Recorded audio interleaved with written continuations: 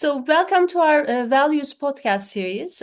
My name is Özge Nursal Beşgül from Istanbul Bilgi University.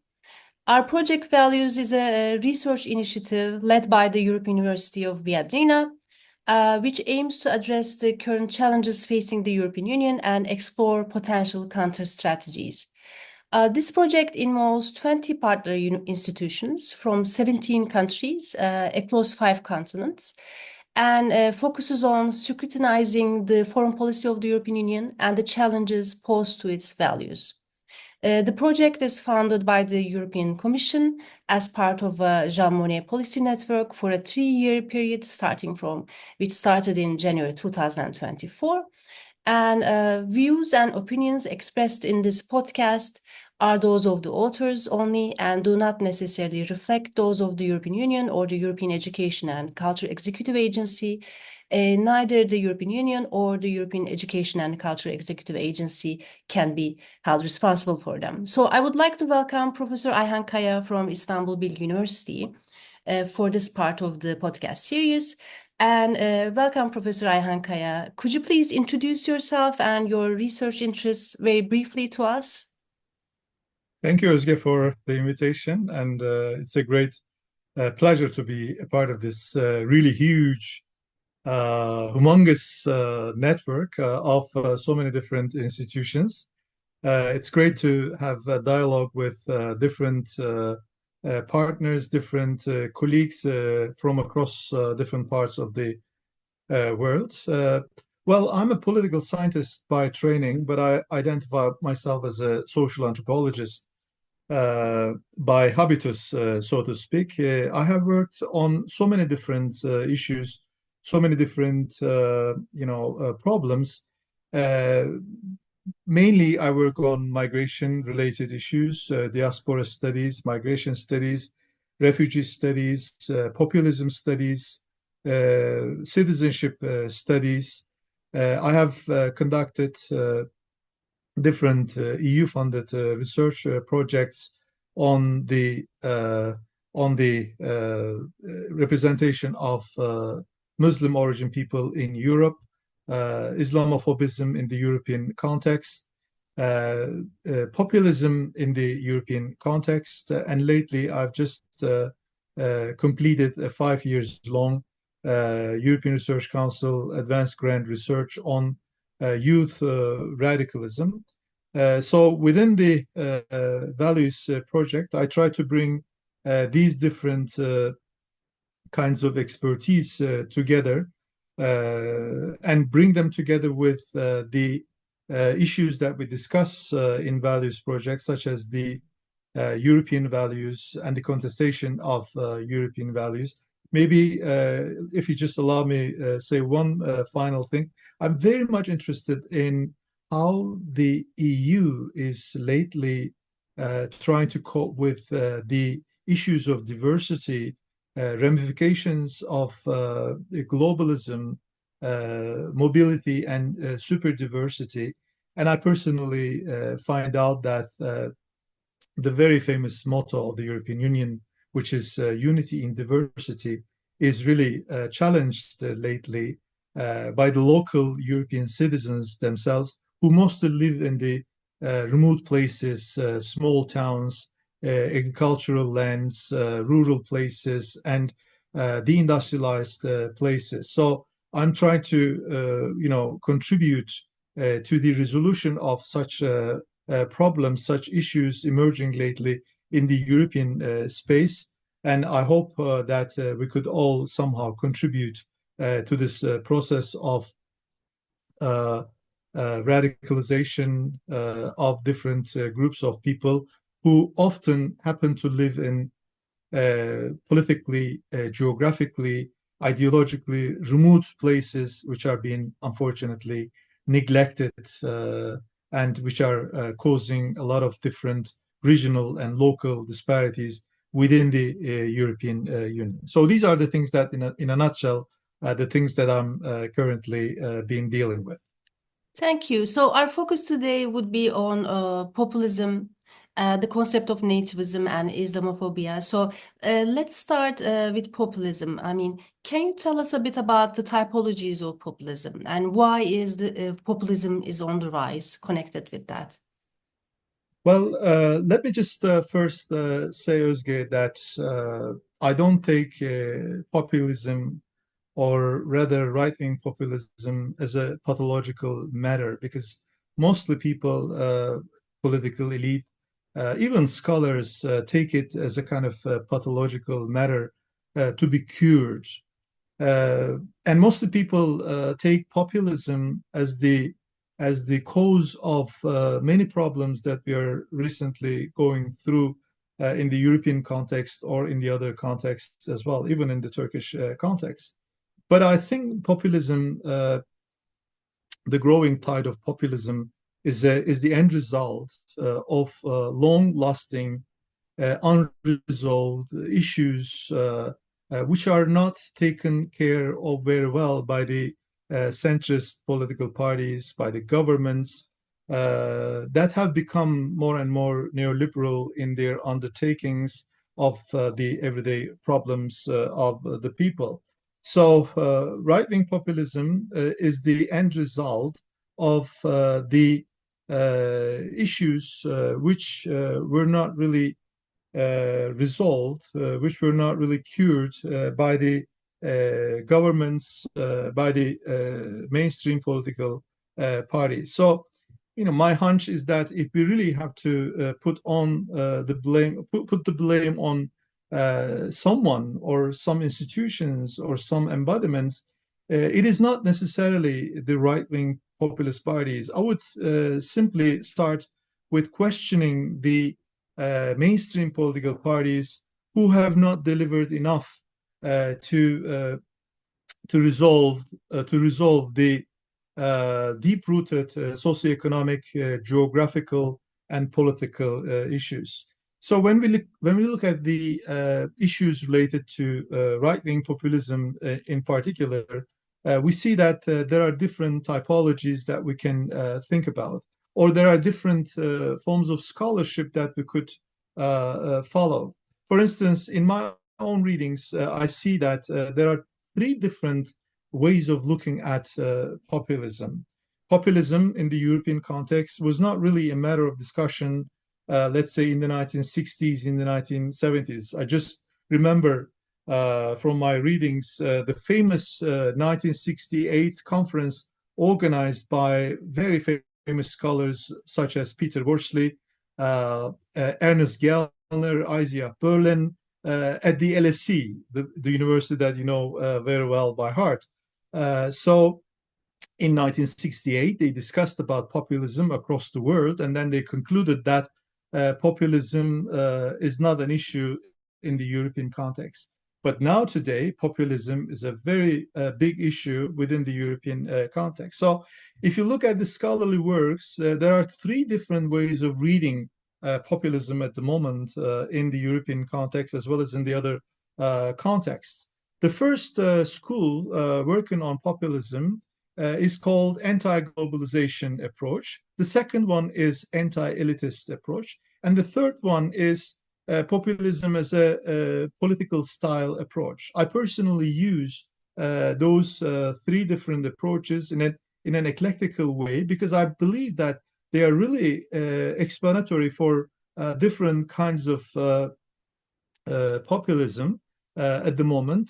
Sometimes, for instance, if you take anti-globalization approach, which often talks about losers of globalization and winners of globalization, people like colleagues like Fenema, Betz, Riedgren, Müller are coming from this kind of approach. For instance, this approach is very applicable to understand the root causes of Brexit populism, because in this approach, people talk about those greedy bankers who are ripping off the people, transnational capitalism, robots taking people's jobs, etc. These are the things that people really discuss in their everyday life, and they mainly complain about the ramifications of the processes of globalization.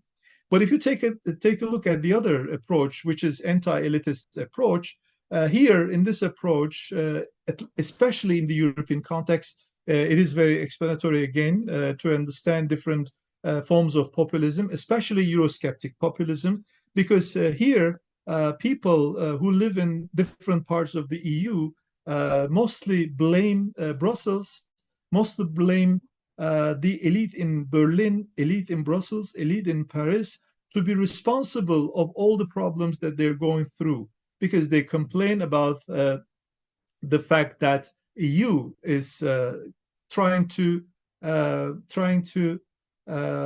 adopt its own priorities on the people, forcing them to be like in peace with LGBTI groups, in peace with diversity, mobility, migration.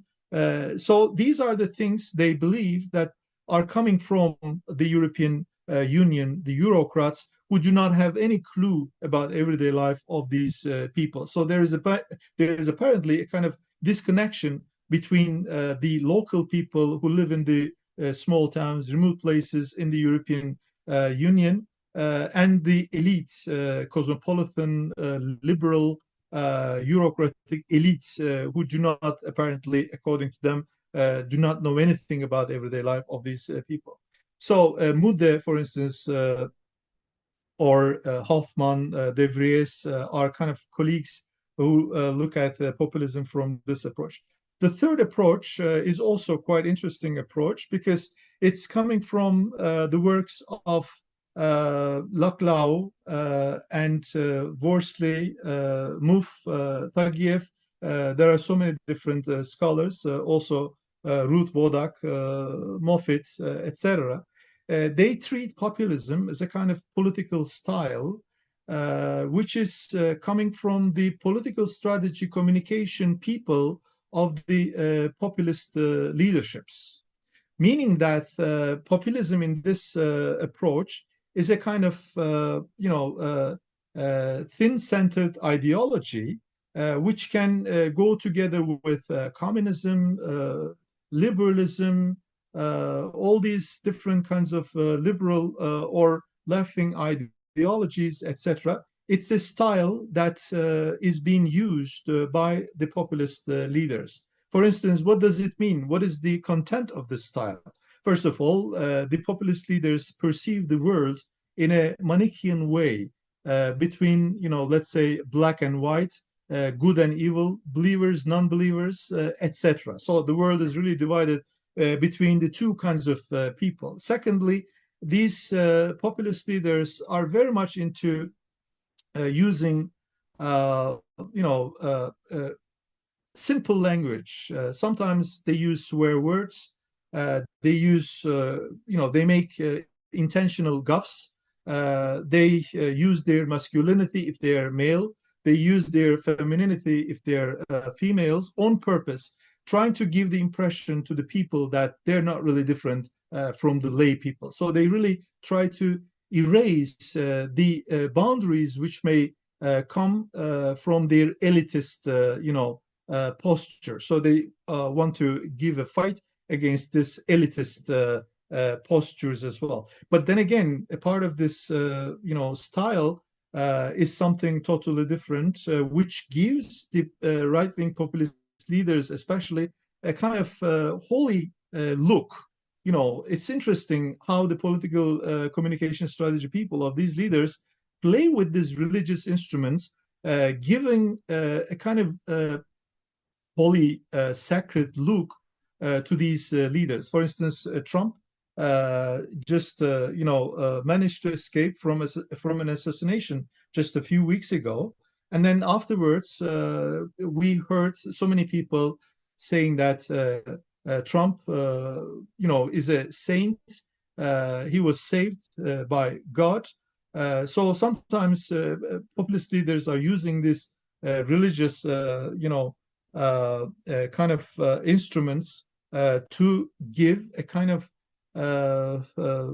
extraordinary look to themselves among the people. Just take a look at the example of Nigel Farage, for instance. Nigel Farage I don't know if you knew that, Nigel Farage managed to survive after 3 deadly accidents. So they don't die. People perceive that, people understand, or people see that they don't really die. They are kind of immortals. So these are the things that the scholars are lately working on within this approach. And maybe one thing to add into this approach is that right-wing populist leaders especially live on crisis, live on polarization, live on tension. If there is no crisis at the moment, at a certain moment, you can be sure that they're going to create one, because they live on effective polarization of the people. So these are the 3 different kinds of schools that we have in trying to understand populism at the moment in the European context as well as in the other contexts. Thank you for giving us a clear idea of the typologies of populism in an academic sense, because populism has become like a buzzword. So I mean, in terms of conceptual or theoretical stance toward it is very much confusing. So that's a very orderly way of approaching through the typologies of populism. So I know that you use the term nativism frequently in your research. I mean, can you tell us a bit about what nativism is and how it is connected to populism? Well, yes, the term nativism has really become very pivotal over the last few years.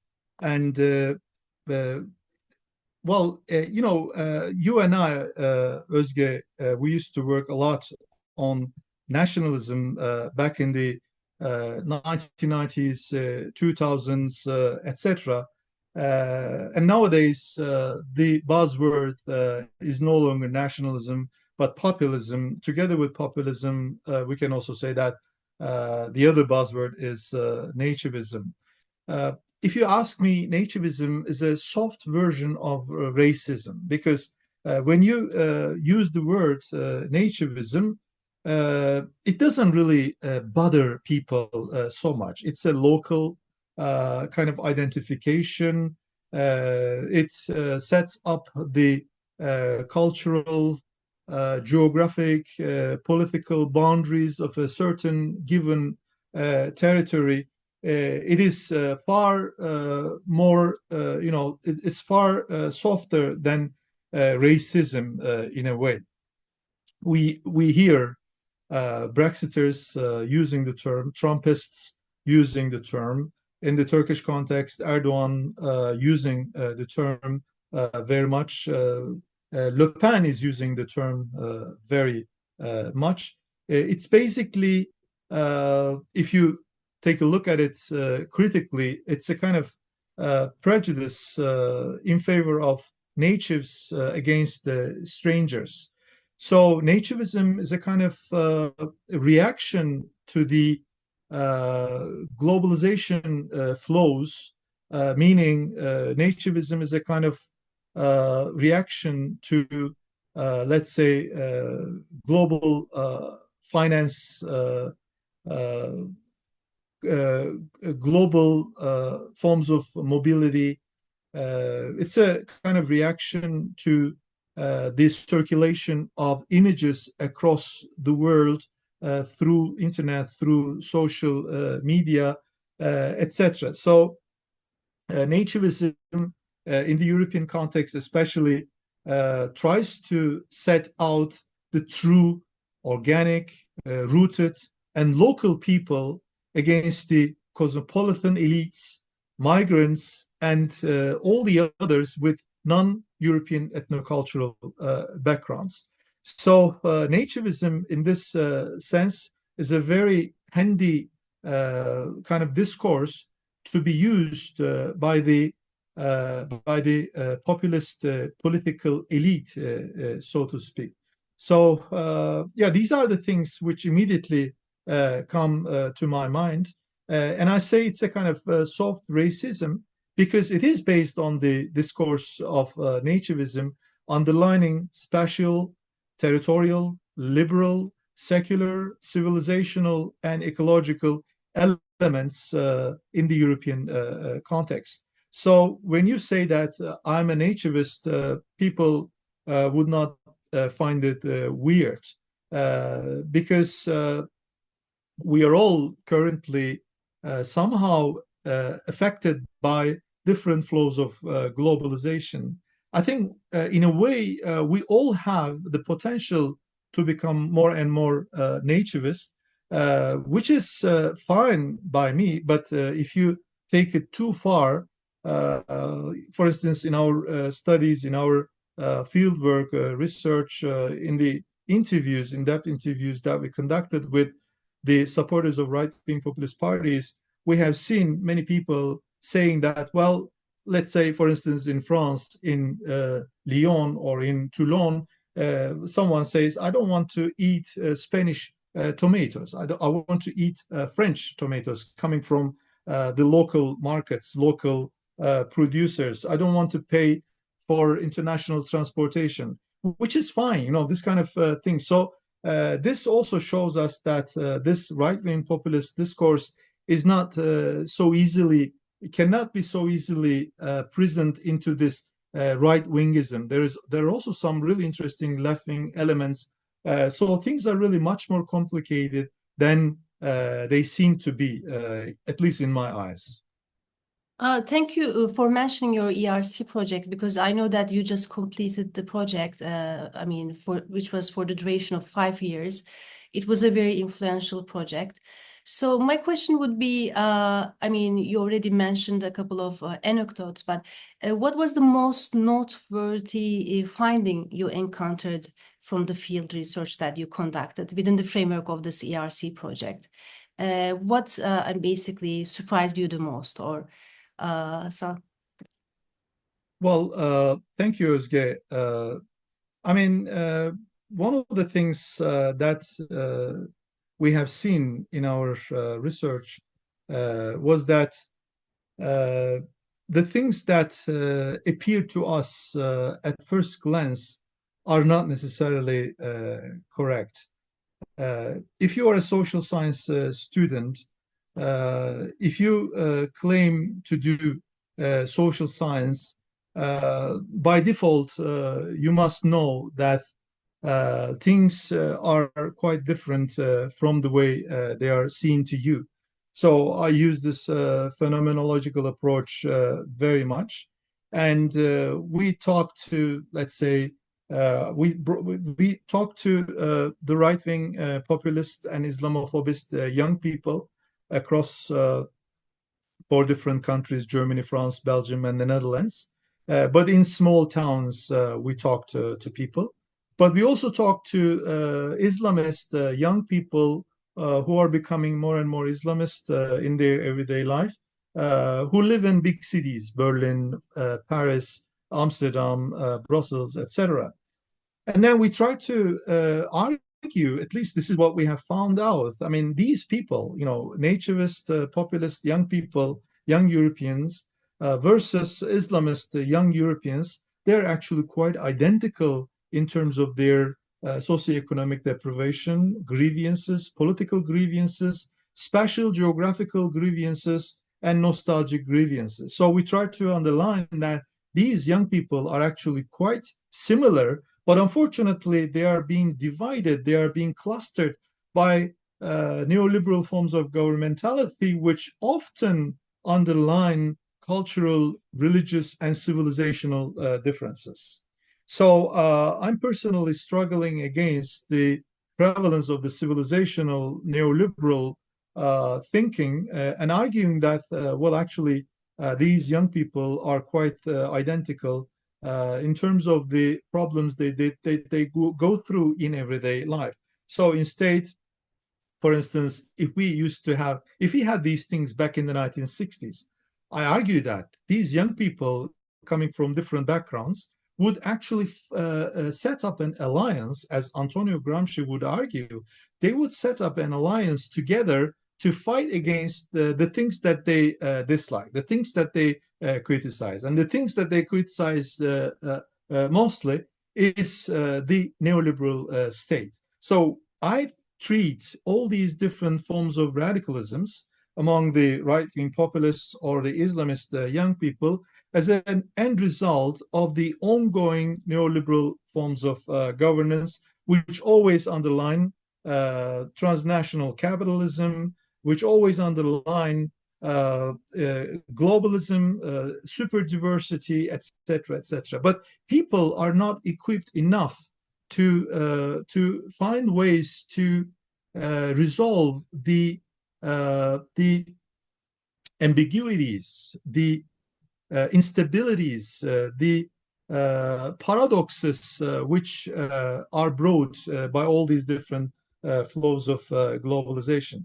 So in that sense, they are quite identical. So what happens in the end is that, we are all the same. And anthropologically speaking, I mean, we're not really different from each other. I mean, I cannot say anything against, let's say, right-wing populists or Islamists. They're also human beings. I'm a human being. And we all face similar issues, similar problems in our everyday life. But what makes us different from each other is the ways, is the answers we find to these problems, is the antidotes that we develop against these problems. And it is because of the fact that we all have different cultural, political repertoires. We all have different tools in our toolboxes, right? I'm an educated person, a cosmopolitan person, so I try to understand what is going on to at least be at ease with myself in this rapidly changing world. But you cannot expect the same from everyone.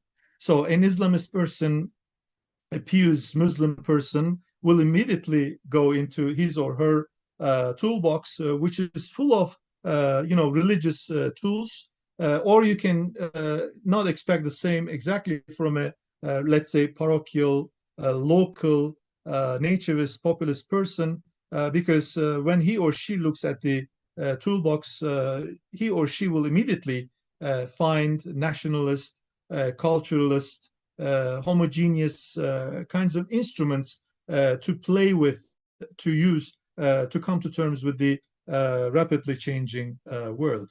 So we are all after, we are all in search of communities to feel ourselves in peace with ourselves in a way. I mean, we have our own epistemic communities, right? So when we talk the same language, we understand each other better, and we don't have to spend an extra effort to communicate. But then, if you are really with a person who is completely coming from a different background, different community, then it's always difficult. It's always a hassle to communicate with the people coming from different backgrounds. So we are all, in a way, trying to build up our own communities, because we know that we cannot really survive alone in this really difficult world. Looking at the Middle East, looking at Gaza, looking at Israel, looking at Lebanon, looking at the other parts of the world, looking at Ukraine, looking at the Syrian, civil war, etc. Of course, individuals have to come to terms with all these difficulties that they face in everyday life, but then they have different repertoires, different tools in their toolboxes. So we really need to have a wider, wider, uh, wider perspectives to really understand what is going on at the moment. Connected to this, I realized that you use the term Islamophobism. So my question is, why do you prefer to use this term, and what is the connection between Islamophobism and populism? Özge, thanks. This is a really important matter for me. I mean, this is one of the terms that I coined myself back in the 2000s. And I argue that since 9/11, 2001, there is really an escalation of this Islamophobist, thin-centered ideology. I call it like populism, like nationalism, as a kind of thin-centered ideology, because Islamophobia as a term, I think, is a problematic term, because it's about phobia, it's about fear. I mean, you may have, agoraphobia, you may have anxiety, high anxiety, you may have phobia against certain insects, etc. These are all natural things, right? But I don't understand to have a phobia against the religion, against people of Muslim faith, for instance. So then that is a kind of problem that I wanted to struggle with. And it is a kind of constructivist thing, I argue, to be Islamophobic. It is politically constructed, it is socially constructed, it is economically constructed. So I think it's an ideology, it's a form of governmentality, to use Michel Foucault's terminology. It's a kind of thin-centered ideology because Islamophobism is like the late 19th century anti-Semitism in Europe. I'm not claiming that they are exactly the same. No, because I'm not saying that, for instance, Islamophobism is similar to the anti-Semitism which resulted in Holocaust in the Second World War, even before the Second World War. So I argue that in the late 19th century, anti-Semitism is kind of identical to the Islamophobism of the early 21st century, because European identity in the late 19th century was mostly built upon its skepticism, its negation of Semitic discourses. And today, European identity, as Rogers Brubaker also claimed, European identity is built upon its negation of all kinds of Islamisms, right? So that's why there is a kind of similarity here. And Islamophobism is nothing new, really. It goes all the way back to the 1970s when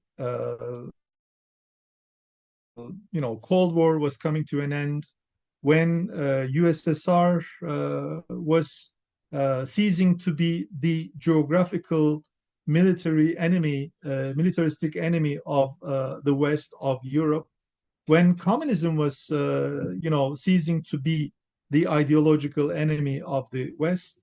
In those years after 1973 Arab-Israel war, which is really interesting. Nowadays, we're going through something similar, actually.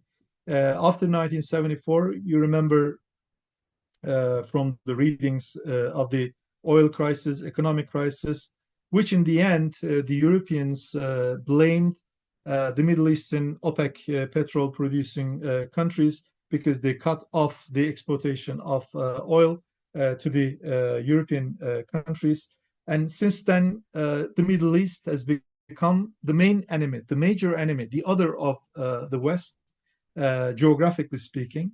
And Islam started to become the ideological enemy of the West.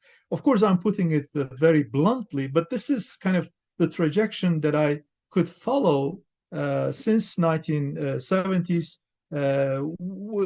Those were the years when Jürgen Habermas wrote about the legitimacy crisis of the nation state.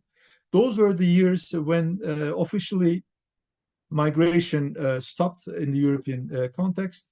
Those were the years when Islam and its extension in the European countries, the migrants, I mean Muslim origin migrants, started to become the others of Europe, the blacks of Europe. So this is why when you bring all these things together, I see that there is a kind of political engineering there, which take us to use the term, or which takes me to use the term Islamophobism as an intentional form of governmentality, neoliberal form of governmentality, and as a thin-centered ideology, so to speak. And now it is being used by the right-wing populist political parties. But previously, immediately after 9/11, it was used by mainstream political parties. David Cameron used that, Angela Merkel used that, Sarkozy used that. So there is a kind of continuity since the 1970s. And this continuity is mainly the result of this neoliberal forms of governmentality, I would argue. Thank you for this contribution. I think it's very important to make the distinction in terms of conceptual framework. My last question is going to be about Turkey-EU relations. How does this, impact relations? How does the rise of populism and how does, the rise of islamophobism impact Turkey relations? I know it's a big question, but to finish off by talking about Turkey-EU is important because Turkey stands at the center of the populist rhetoric sometimes, in Western Europe specifically. So, thank you, Özge. This is a very good question. And this is also very much in the center of the things that I'm personally dealing with. As a Jean Monnet professor of European politics of interculturalism, I spend so much time and energy to contribute to the European integration of Turkey since the early 2000s. I mean, we did several things together. If you just have a very brief, history of the Europeanization of Turkey over the last 25 years, 1999 Helsinki summit, Turkey was announced to be the candidate country because it was proved that Turkey,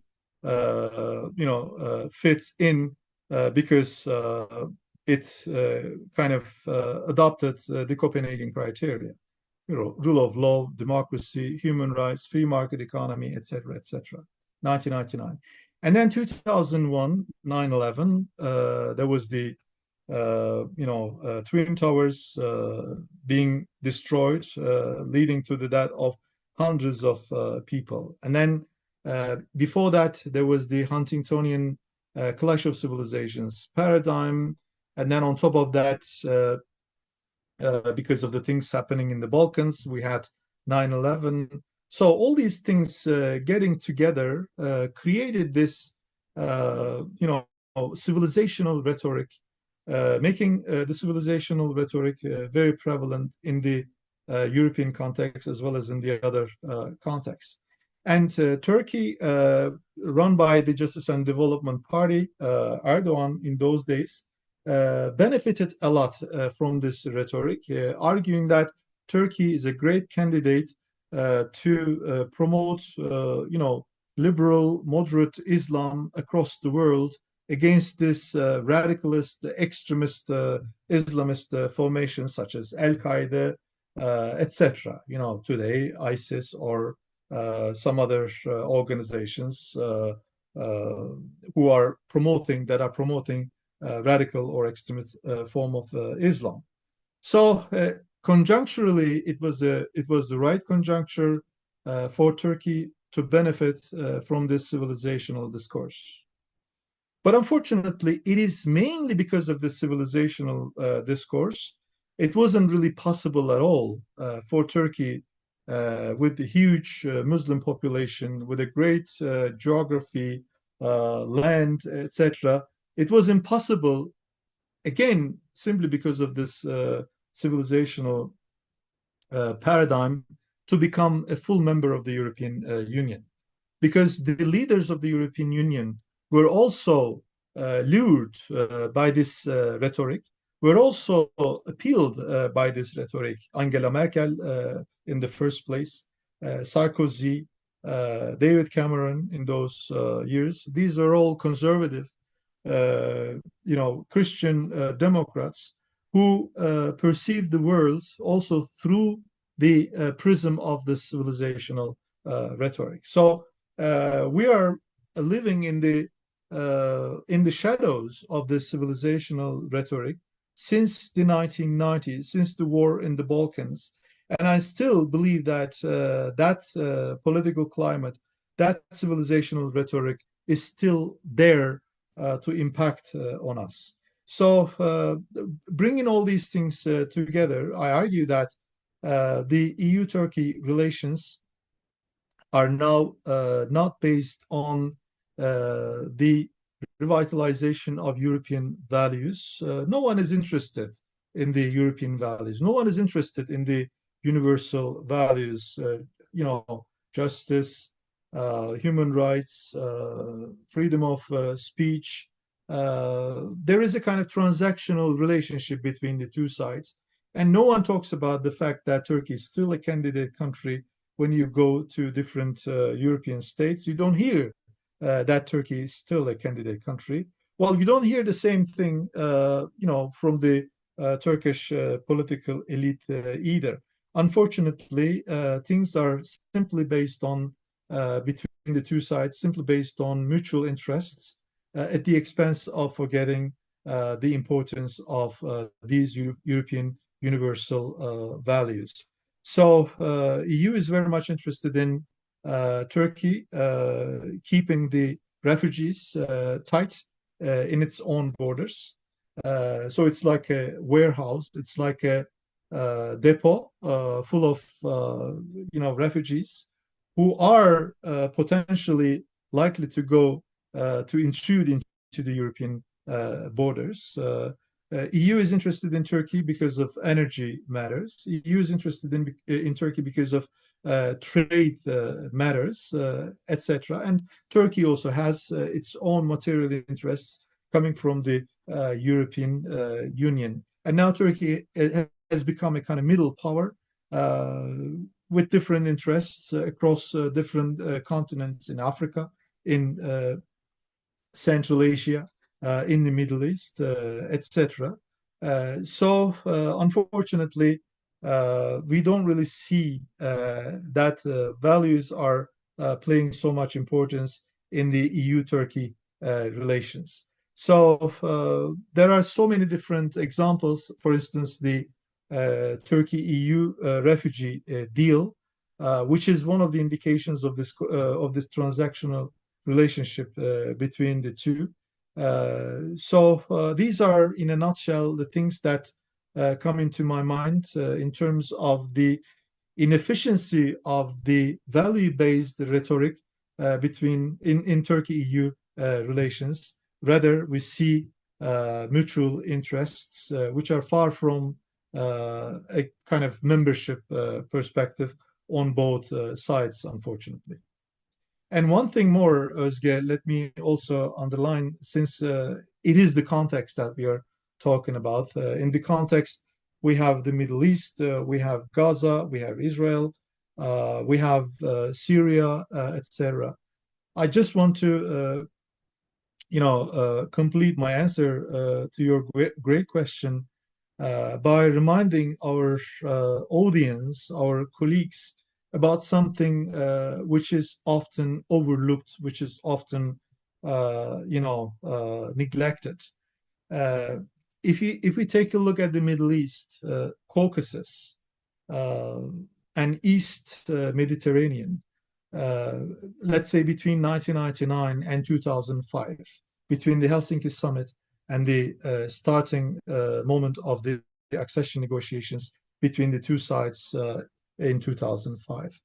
In those 6 years' time, Middle East was a kind of paradise. There was no big issues, there was no big troubles, there was no big fights, there was no big cleavages, because all the Middle Eastern countries, Caucasian countries, Cyprus, they were all, Syria, they were all in favor of Turkey becoming an EU member, meaning that Turkey being an EU member for them, for the neighboring countries, meant to have a Turkey with democratic stance, with human rights stance, with cohesive stance. So the moment Turkey has started to lose its European perspective, starting from 2007, 2008, and afterwards, we again see the ascendance, see the escalation of regional problems in the Middle East, especially in the Caucasus, and also in North Africa, etc. So I think maybe I'm exaggerating, but I don't think that I'm exaggerating, because I look at the historical facts and I see that the peace in the Middle East, the peace in this geography, has a lot to do with a very strong European perspective of Turkey and with a very strong Turkey perspective of the European Union. So, because Turkey is a good example of the neglected, of the overlooked, forgotten transformative power of the European Union. And I think we really need to go back to those efforts to revitalize the transformative power of the European Union based on the values, based on the universal European values. There is still a potential there to do. Dear Professor Ayhan Kaya, thank you for being part of our series. I mean, in this episode of the Values podcast, we talked about populism. We made conceptual clarifications in terms of what nativism is, what typologies of populism is, and what is the difference between Islamophobia and Islamophobism, and we completed by talking about Turkey relations. So special thanks to our listeners, and please, to our listeners, do not forget to follow our social media platforms. So we have more to come. Today we hosted Ayhan Kaya from Istanbul Bilgi University, who is a member of the steering committee of our project. So thank you, Professor Ayhan Kaya, for all of your contribution. Thank you very much. Thank you, Özge.